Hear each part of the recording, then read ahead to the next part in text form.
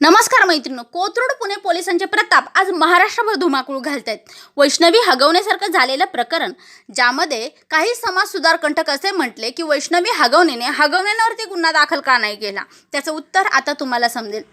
औरंगाबादमध्ये 1 ऑगस्ट रोजी घडलेली घटना आहे। सखाराम सानप हे पेशाने IPS होते, जे आता रिटायर झालेले आहेत। त्यांच्याकडूनच त्यांच्या सुनेचा अतिशय छळ होत होता। त्यामुळे जर IPS अधिकाऱ्यांच्या घराण्यातूनच सुनांचा छळ होत असेल तर त्या स्त्रीने जायचं तरी कुठं जायचं, न्याय मागायचं तरी कुणाकडे मागायचा।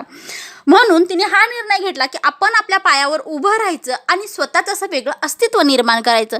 ह्या दृष्टिकोनातून ती पुण्यामध्ये आली आणि पुण्यामध्ये येऊन श्वेता पाटील यांच्या संपर्कात आली।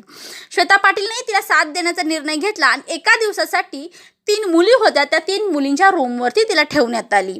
आणि अशामध्येच औरंगाबाद पोलीस स्टेशनमध्ये तिची मिसिंग कंप्लेंट गेली। औरंगाबाद पोलीस स्टेशनमधून कोथरूड पोलीस स्टेशनला फोन आला आणि तिथूनच खेळ सुरू झाला।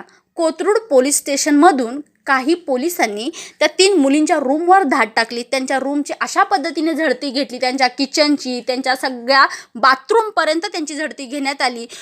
ती प्रेमा पाटील म्हणून आहे, तुम्ही शॉर्टवर फिरता, तुम्ही 50 पोरांसोबत झोपल्या असाल, परत तुम्ही लेस्बियन आहात, तुमचे हे त्यांच्या जेंडरवरून त्यांना हिणवण्यात आलं।